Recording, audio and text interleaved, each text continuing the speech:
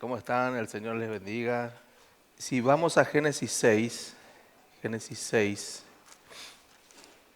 estamos dando Génesis, pero pasajes principales o relatos principales de Génesis, principalmente que apunten a la obra del Señor, ¿verdad? Al Evangelio,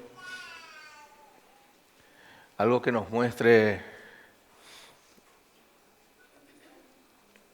los atributos del Señor, algo que apunte a la cruz de Cristo. Amén.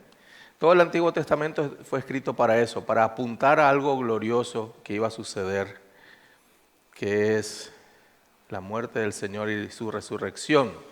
Amén.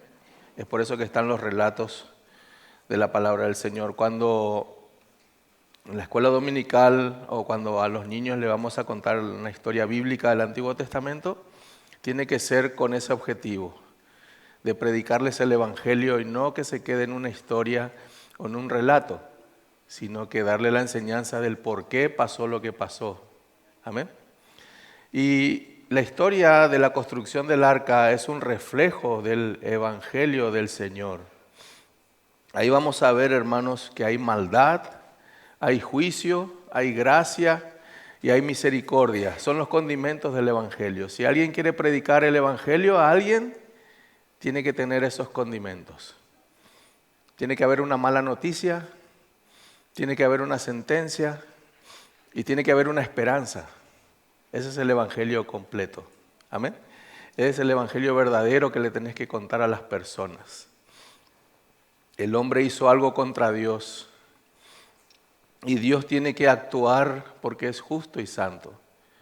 Pero también hay algo hermoso en el Evangelio, que Dios trae esperanza inmerecida, gracia inmerecida, favor inmerecido. Dios trae perdón a pesar de. Amén. Entonces, eso vamos a ver en esta mañana. Vamos a ver cómo se refleja la actuación de las personas y de Dios y nos lleva al Evangelio. ¿Qué les parece si oramos? Padre, gracias te damos, Señor. Gracias por esta mañana preciosa que tú nos regalas, Señor, estar juntos como hermanos. Y eso es bueno, Señor, para ti. Eso te agrada, Señor, que tu pueblo esté reunido, adorándote, agradeciéndote, alabándote, Señor, pidiéndote, rogándote, agradeciéndote y por sobre todo escuchando tu palabra, Señor, para atesorarla, para vivirla y para transmitirla a otros. Que salgamos de acá, Señor, llenos del Espíritu Santo, Señor, llenos de tu palabra, llenos de tu gracia, llenos de tu amor, llenos de tu perdón, Señor. Toda la gloria sea para ti en esta mañana. En el nombre de Cristo Jesús. Amén. Según el diccionario de la Real Academia Española, reflejo es poner en evidencia otra cosa más o menos, mostrar, evidenciar. Por ejemplo, las palabras de alguien son el reflejo de su pensamiento. Entonces una persona está hablando, estamos viendo lo que piensa. Entonces, en la palabra dice más o menos casi lo mismo, de la abundancia del corazón habla la boca, ¿verdad? No sé bien lo que pensás, pero cuando hablas me doy cuenta de lo que pensás. Estás reflejando lo que sentís, lo que pensás a través de la palabra, a través del habla. Entonces, vamos a ver en Génesis 6, del 9 al 22, algunos reflejos y cómo eso evidencia el Evangelio. Al final, el relato de la construcción del arca y el diluvio es el Evangelio del Señor. Y eso es lo que queremos aprender. No los detalles de la construcción del arca, no tenemos que salir con eso, ya sé cómo se hizo el arca, sino qué es el Evangelio. Y la historia del arca entonces va a reflejar o va a evidenciar o va a apuntar a lo que el Señor hizo en la cruz del Calvario. Vamos a ver primero la maldad de los hombres, que es el reflejo de la caída.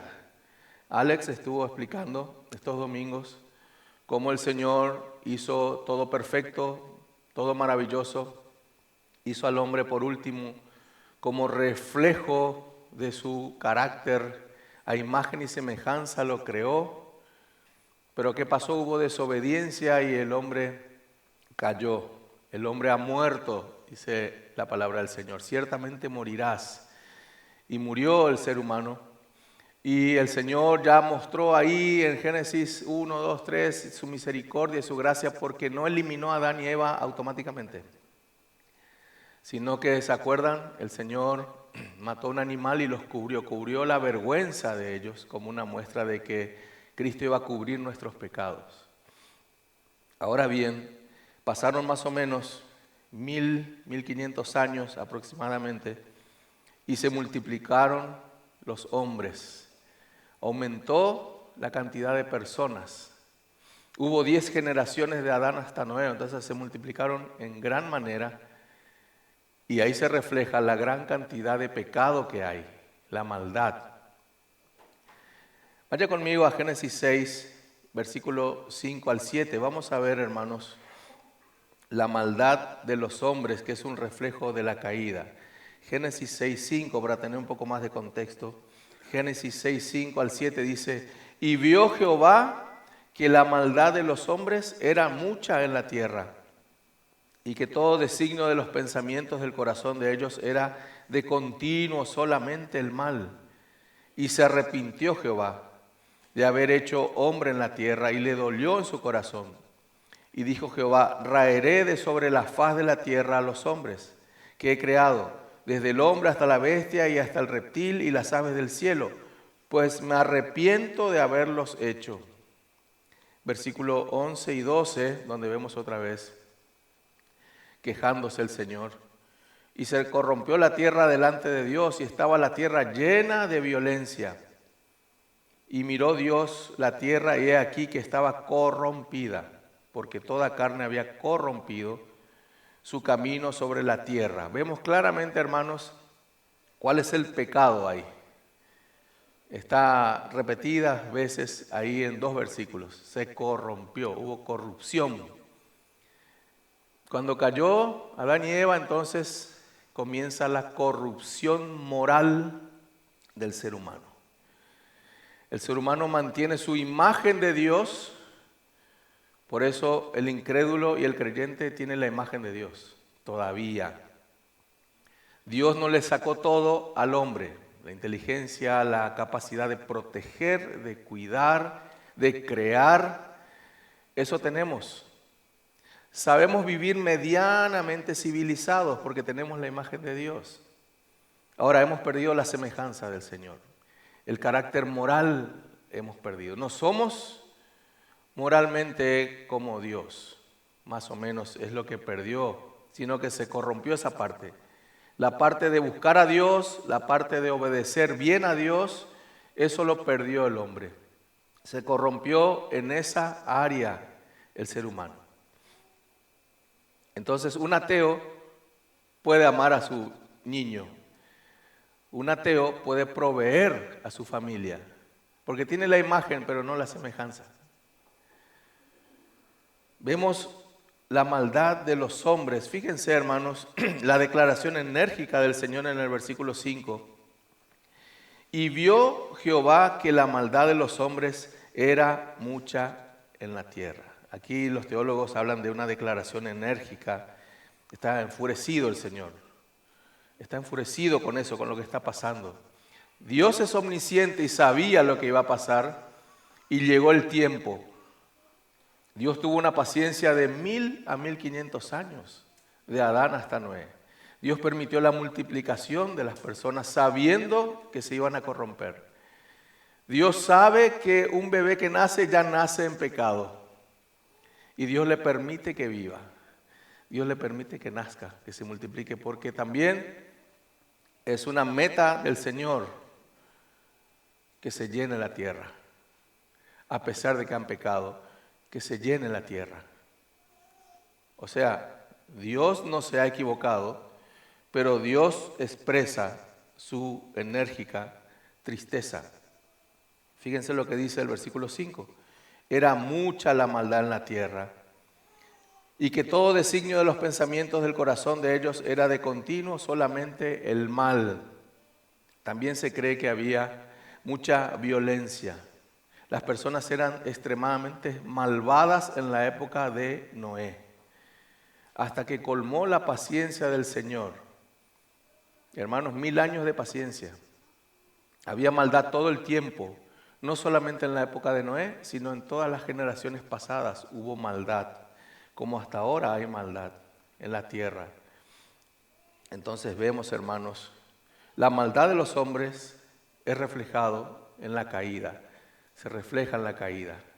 El fruto de Adán y Eva y su desobediencia está ahí a la vista en Génesis 6. Miles y miles y miles de personas comportándose con violencia extrema y colmaron la paciencia del Señor. Colmaron la paciencia del Señor. Los hombres dejaron de buscar a Dios. ¿Cuál es el pecado del ser humano, hermanos? Dejaron de buscar a Dios y prefirieron vivir independientemente. Cuando el hombre quiere vivir por su cabeza, ocurre esto: maldad. Las acciones de los hombres son malas, hacen maldades. ¿Qué más pasó con la caída? Dios ya no es atractivo. Dios ya no es atractivo. Solo si Dios me va a dar algo, me voy a acercar. Pero Dios ya no es el deleite del ser humano. El hombre no quiere tener comunión. De hecho, Satanás le dijo a Adán y Eva: van a ser como Dios. Entonces, ahí se ve, hermanos, reflejado la condición del corazón del ser humano. De hecho, Pablo dijo lo mismo: no hay quien busque a Dios. No hay justo ni aun uno. No hay quien busque a Dios. Todo lo que estamos hablando, hermanos, es uno de los granitos o uno de los condimentos del Evangelio.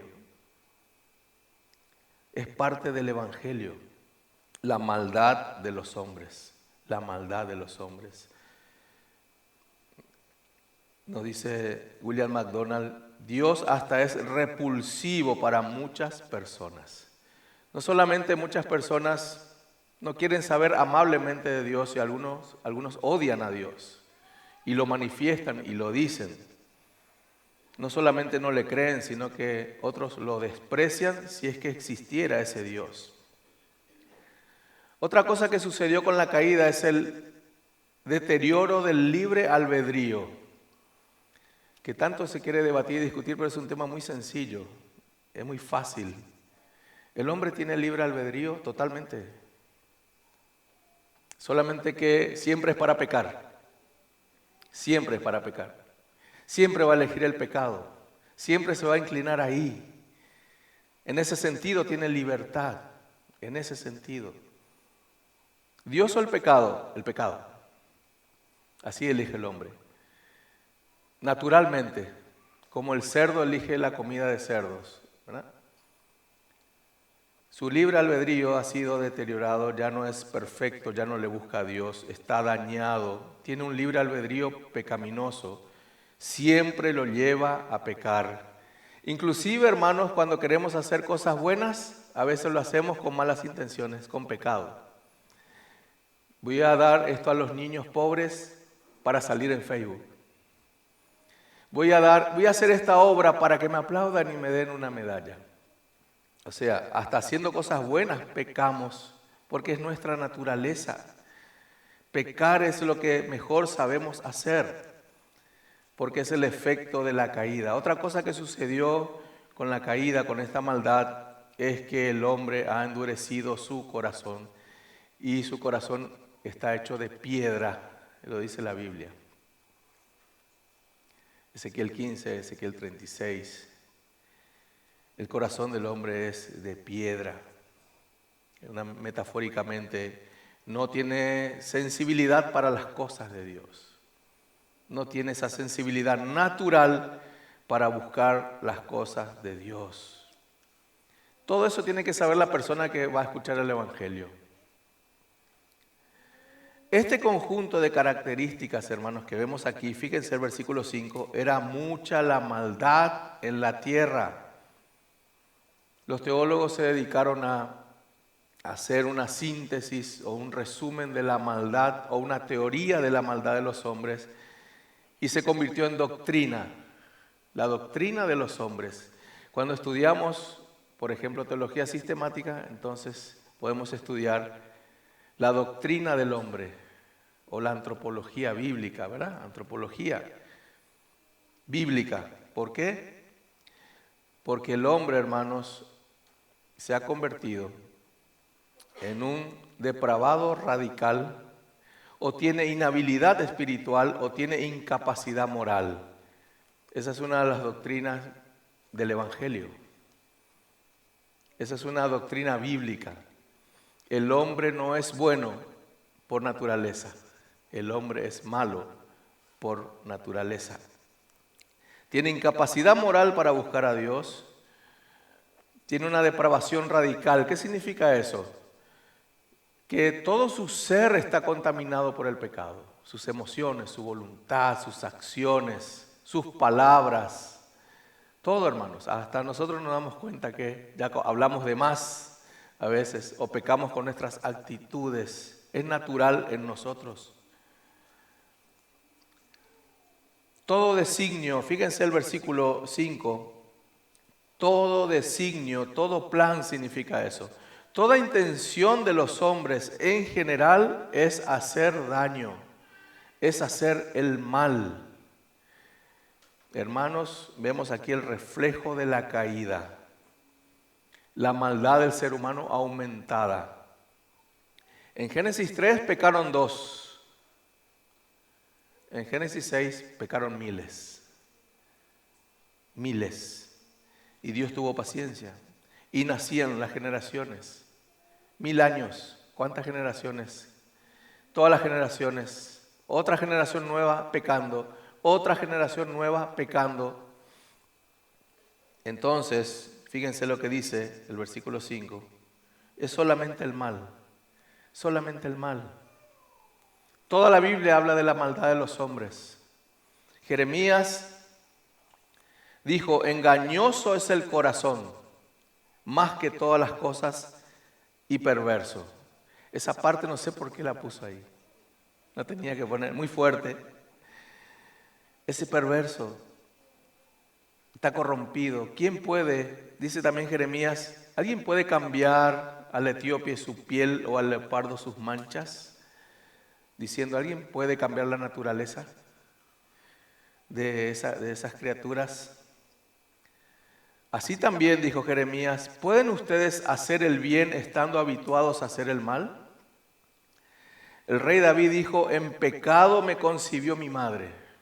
Esa es una doctrina también de la depravación radical. En pecado. Cuando una mamá dice, estoy esperando un bebé, bueno, ya tiene que saber si es cristiana que van a ser en pecado. Ya está engendrado en pecado. Es su naturaleza, viene de fábrica, así viene. Y necesita un salvador. El bebé necesita un salvador. Necesita convertirse a Cristo. Pablo dijo, no hay justo ni aun uno, el apóstol Pablo. También Pablo dijo en Efesios, y Él os dio vida a vosotros. ¿Cuándo? Cuando estabais muertos en delitos y pecados. Muerte espiritual. Así es la condición del hombre por causa de la caída. Está muerto. Ciertamente morirás. Las personas que escuchan el Evangelio, todo esto tienen que saber, o si no, no van a arrepentirse. No van a arrepentirse, no van a entender el Evangelio correcto, el verdadero Evangelio. Jesús también dijo esto, si ustedes siendo malos,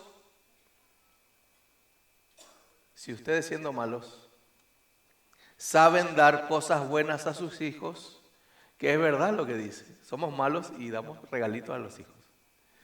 Les protegemos, los cuidamos, los llevamos al colegio, queremos el bien, pero somos malos. Igualmente somos malos. ¿Cuánto más vuestro Padre Celestial os dará todas las cosas? ¿Verdad? La pregunta es, ¿el Padre Celestial es bueno o malo?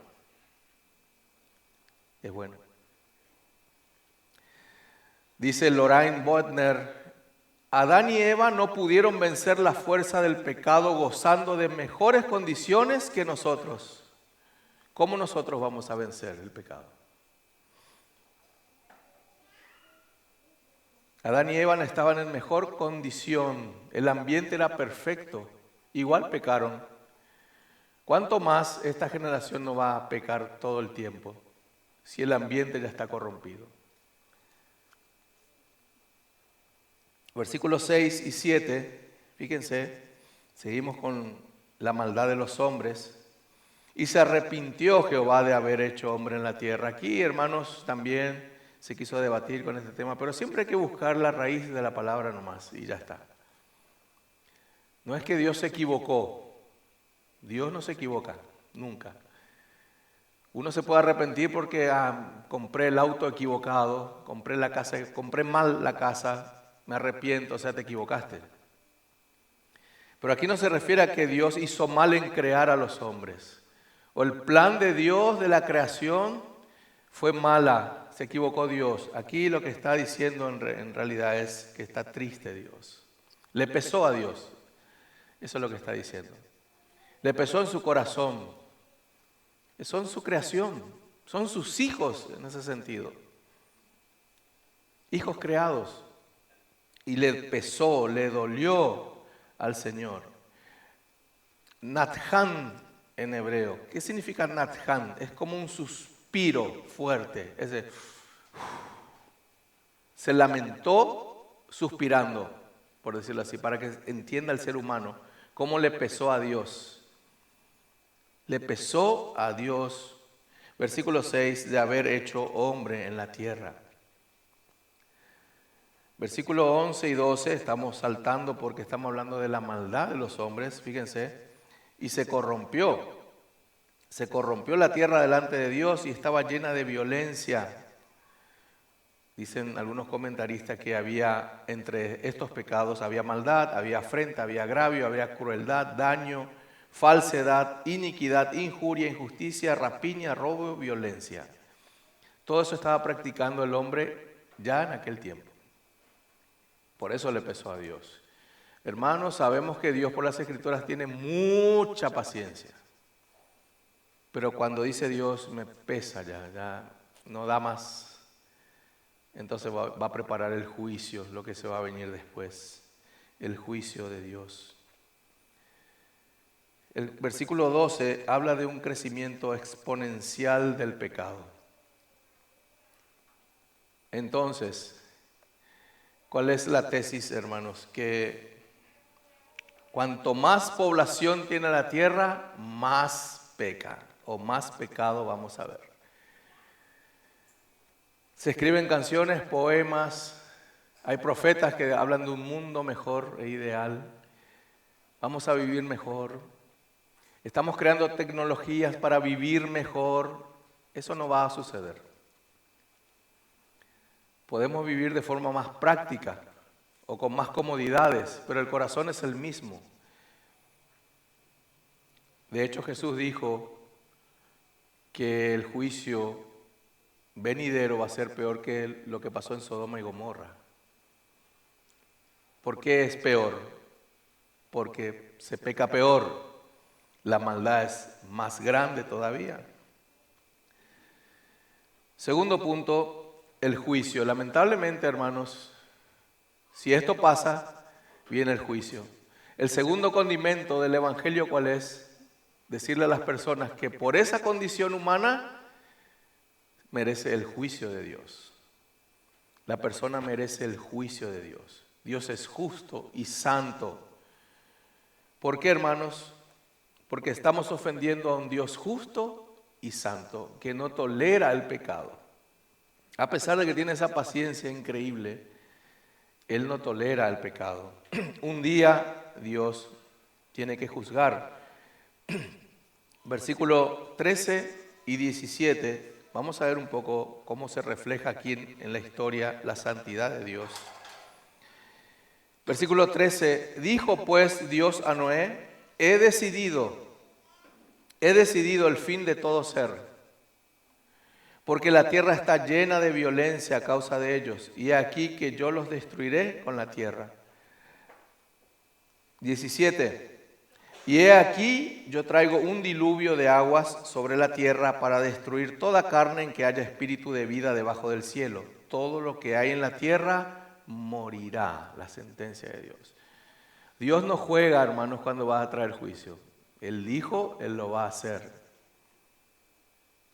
Lo que está diciendo aquí es, sus propios pecados a causa de ellos mismos. Fíjense cómo va en contra de la psicología, hermanos. La psicología dice que nosotros pecamos, somos malos por culpa del ambiente, por culpa de otros. No, el ambiente vive en un barrio luego marginal, entonces va a ser nomás luego violento. Si vamos por esa teoría, los que viven en barrios de ricos, no hay nunca violencia ahí. ¿De dónde vienen las guerras? ¿De dónde vienen las envidias, los pleitos? ¿Del ambiente o del corazón? Dijo Jesús. De acá salen. Del corazón malo, no de las flores, las plantas, del aire, del ambiente, no de otros. Pequé por culpa de otro. Pequé porque quería pecar, porque mi corazón es malvado y perverso. Por eso Dios dice, por causa de ellos, sus propios pecados, los voy a destruir. Fíjense lo que dice el versículo 13. He decidido poner el fin. En hebreo significa límite. Hasta acá van a pecar. Eso es lo que está diciendo. Van a pecar hasta acá. Poner el límite. Van a pecar delante de mí hasta aquí. Es como poner ya un alambrado, una muralla. Hasta aquí pueden pecar. Ya no van a pecar más. Una forma de apaciguar la ira de Dios es matarlos a todos. El Evangelio. Tienen que morir todos para que yo esté tranquilo y se calme mi enojo, mi tristeza, mi arrepentimiento. Tienen que morir todos. Fíjense que Dios no dice, agarrame, Noé, capturame a los bandidos, a los que hacen mal. Acá todos, lamentablemente. Niños inocentes que no hicieron nada, todos, abuelas, mamás embarazadas, todos iban a morir, todos. Toda la tierra va a morir. Por cuanto todos pecaron. Por cuanto todos pecaron. Este es el decreto del Señor, hermanos. Este es el juicio debido a su santidad. Él es santo y aquí entramos en otra doctrina que se llama teología propia o la doctrina de Dios. Aquí vemos los atributos de Dios o dos atributos. Fíjense, hermanos, santidad y justicia. Él es santo, se está pecando delante de Él. Y justicia, Él tiene que hacer justicia por ese pecado. ¿Se acuerdan, hermanos, cómo hizo justicia con Adán y Eva expulsándolos del Edén? Ya no podían estar ahí, no se puede estar ahí. Ese es un lugar santo. No se puede estar. Lo que hizo Dios es fuera de mi comunión, fuera de aquí. De hecho, vemos en Génesis que Dios puso un querubín con una espada, ¿verdad? Para que ni intenten entrar. O si quieran probar regresar por su cuenta, no iban a poder. El significado de santo, hermanos, también es parte del Evangelio. Dios es santo. Kadosh en hebreo significa separado, aparte, estar aparte. Dice Paul Washer en su libro, Conociendo al Dios verdadero, Dios es trascendente en su creación. Dios está separado de los hombres. Dios es independiente de la creación, hermanos. Y Él es trascendente moralmente también. Dios no peca. Nosotros sí pecamos. Por eso es santo Dios, hermanos. Por dos razones principales. Porque Él es diferente que nosotros y porque Él no peca. ¿Amén? Eso es teología propia. Eso es santidad, la santidad del Señor. Dice en Salmo 5:4, porque tú no eres un Dios que se complace en la maldad. El malo no habitará junto a ti. Habacuc 1:13 dice, muy limpio eres de ojos para ver el mal, ni puedes ver el agravio. Primera de Juan 1:5 dice, este es el mensaje que hemos oído de Él y os anunciamos, Dios es luz y no hay ningunas tinieblas en Él. No hay tinieblas en Él. El apóstol Pablo dice en Romanos 5, por tanto, como el pecado entró en el mundo por un hombre y por el pecado la muerte, así la muerte pasó a todos los hombres por cuanto todos pecaron. También se refuta la idea de que solo Adán y Eva son pecadores y nosotros no. No, hermanos. Dios imputó el pecado de Adán y Eva a toda la raza humana. Todos somos pecadores. Nadie está exento. Nadie está exento. Es por eso, hermanos, que viene este reflejo, que es el juicio. Es el reflejo de la santidad de Dios. Y punto número 3. Vamos a ver la gracia y la misericordia de Dios. Menos mal, hermanos, que el relato no termina así. Amén. Que Dios los mata a todos y terminó la historia de la humanidad. Dios guardó a una persona y su familia. Dios guardó en el relato a una persona y su familia. Noé y su familia. Fíjense Génesis 6, 9, 10. Estas son las generaciones de Noé. Noé, un varón justo, era perfecto en sus generaciones. Con Dios caminó Noé. Noé tenía un bisabuelo que le pasó lo mismo, Enoc. Dice la Biblia que también caminó con él, con Dios. Y engendró Noé 3 hijos, Sem, Cam y Jafet. Después vamos a hablar más de este Noé. ¿Por qué halló gracia? Fíjense el versículo 8, hermanos. Génesis 6, 8. Pero Noé halló gracia. Ahí el pero es, todos van a morir, menos uno.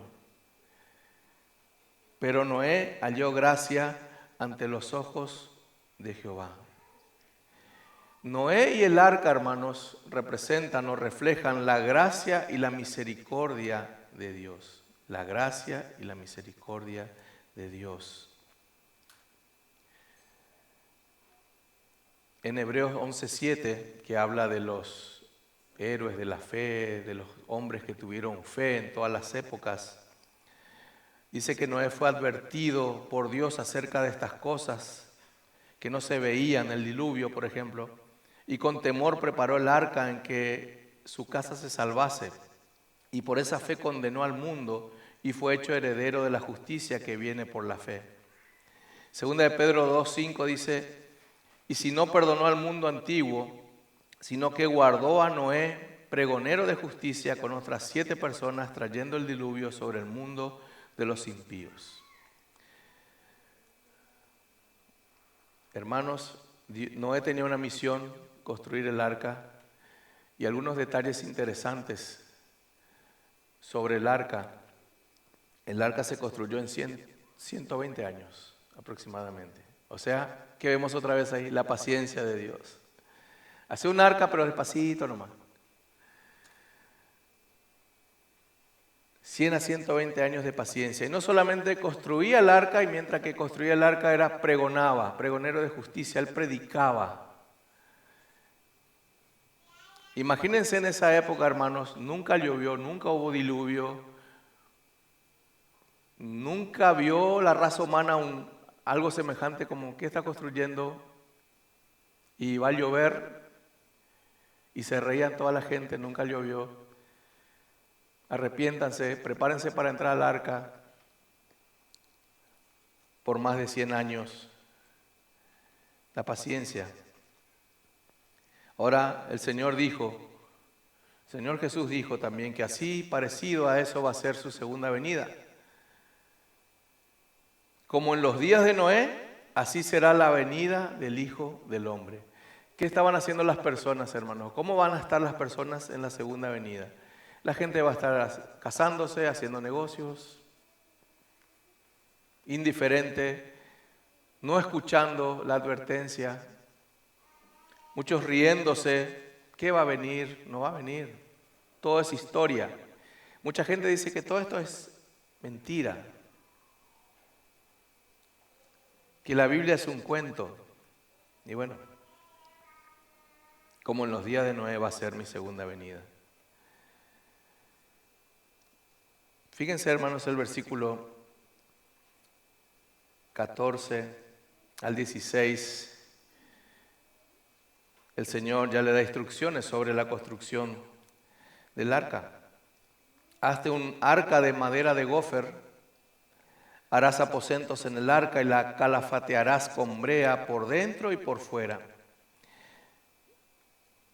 Y de esta manera la harás de 300 codos la longitud del arca, de 50 codos su anchura y de 30 codos su altura.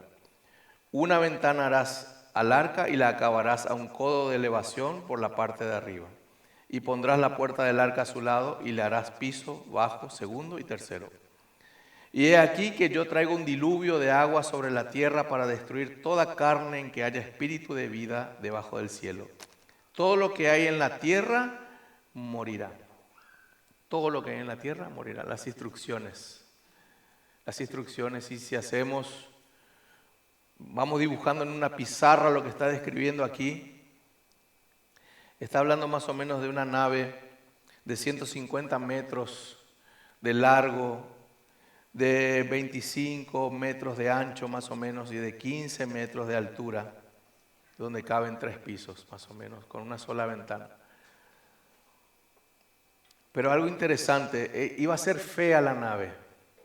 Si ustedes ponen el arca de Noé, imágenes, sale una nave linda, un crucero sale. ¿Verdad? Linda, ¿no? Era feísima la nave, hermanos. No estaba diseñada para navegar, estaba diseñada para flotar, una caja. Y era fea la nave, hermanos, por fuera. Era fea. Y quedó más fea porque se pintó todo de negro, con brea. No es que se hizo pintura, la banderita, todo, no. Una caja negra, fea, con brea. Fíjense lo que dice el versículo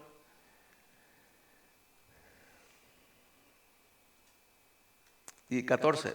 Y la calafatearás. Aquí en hebreo es expiación. Vas a cubrir.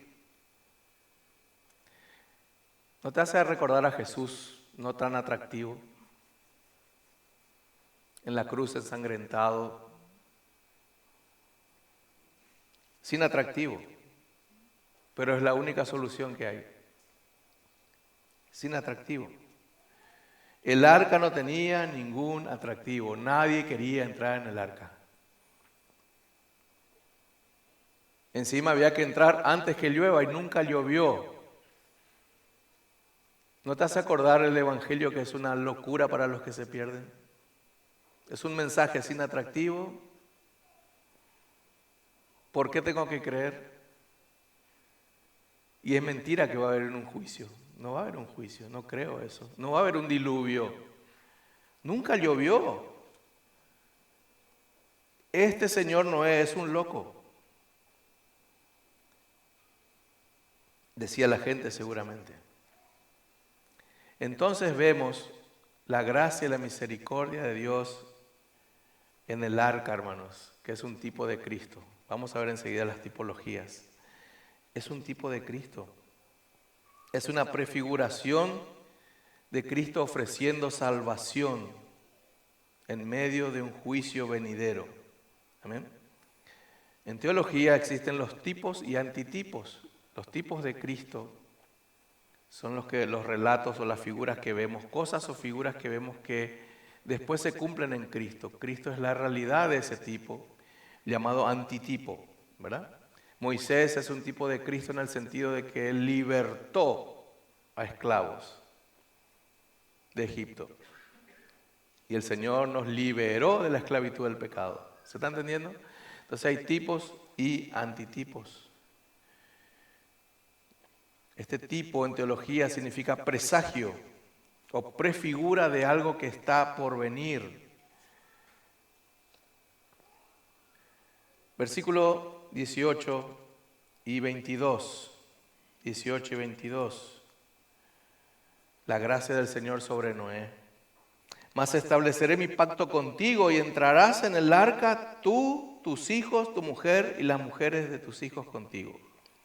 Y de todo lo que vive, de toda carne, 2 de cada especie meterás en el arca para que tengan vida contigo.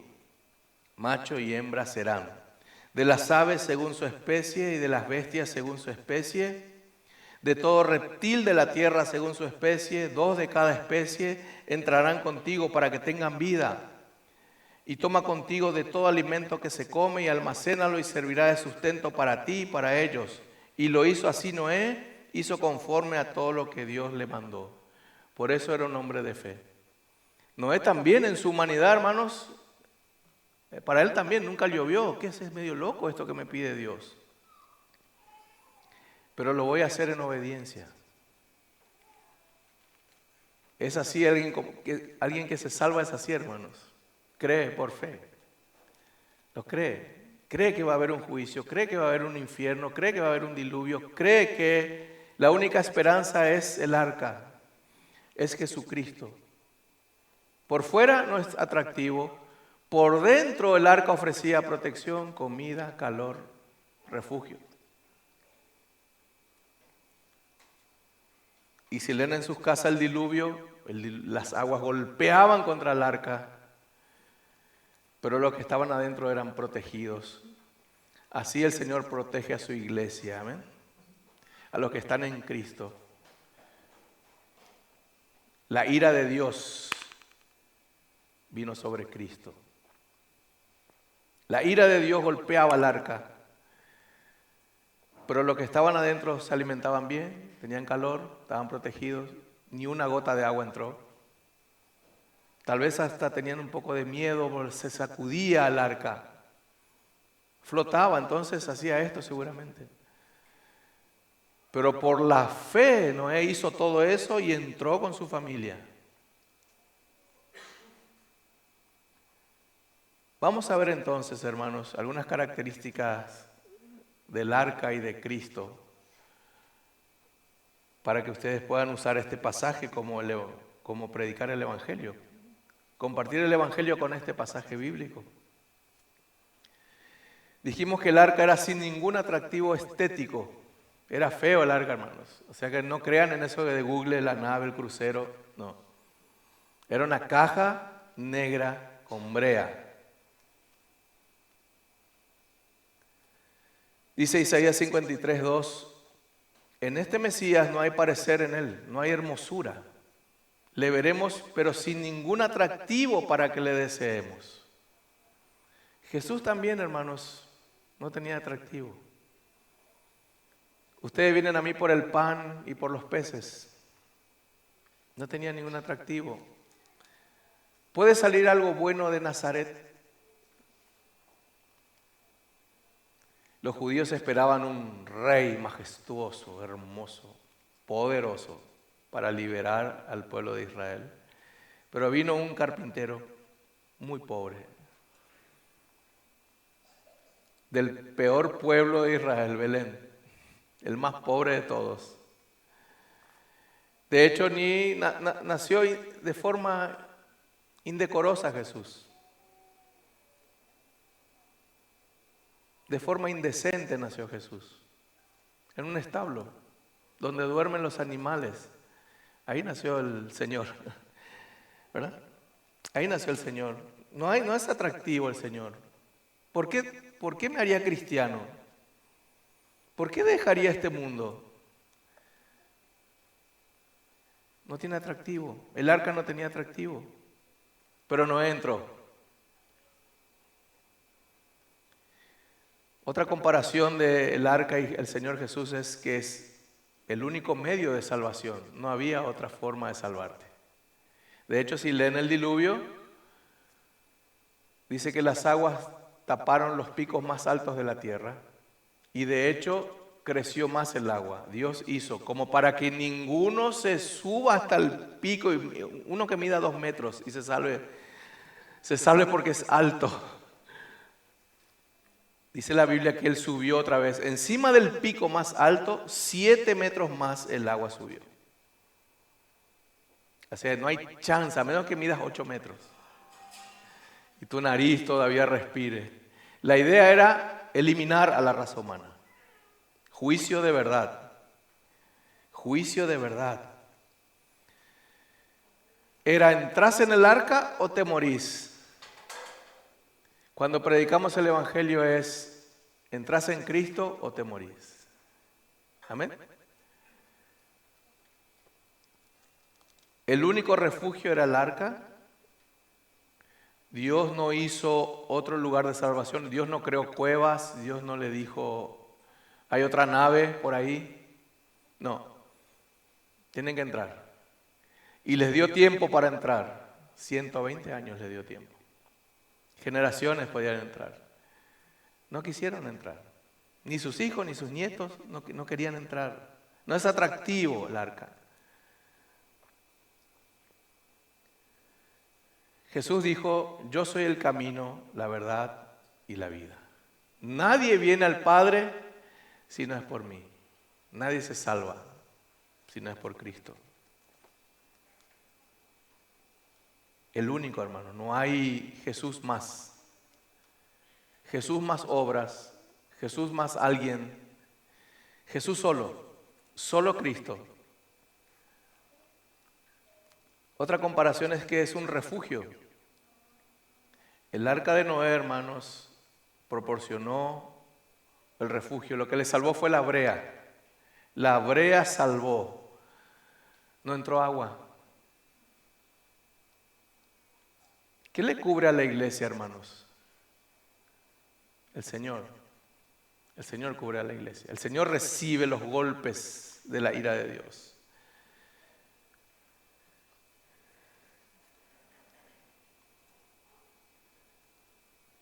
Romanos 8:1 dice, ahora pues ninguna condenación hay para los que están en Cristo Jesús. Amén. En este mundo vas a recibir los golpes del mundo, pero el Señor te va a cuidar y te va a guardar, porque es un refugio. Hagan esta imagen, hermanos. Por fuera es feísimo el arca, por dentro es hermoso. Para los creyentes, Cristo es hermoso. Amén.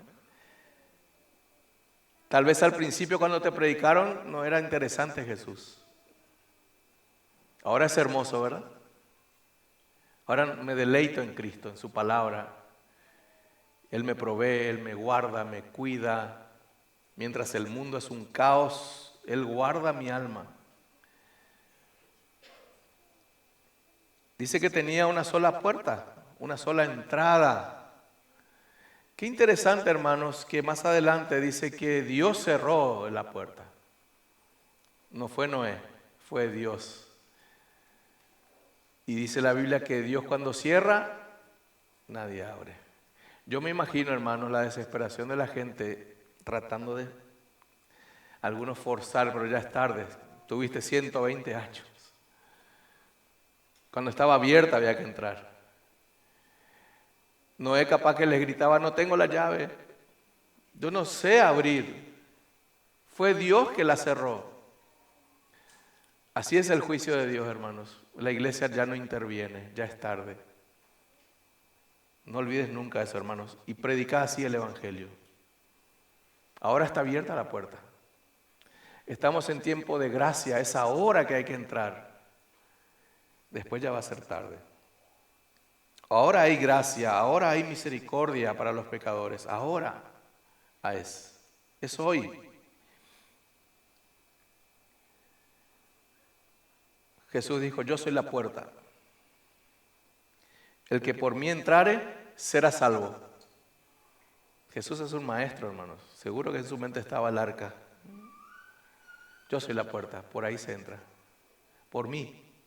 Se entra por mí. Y por último, salvación para todos los que creen.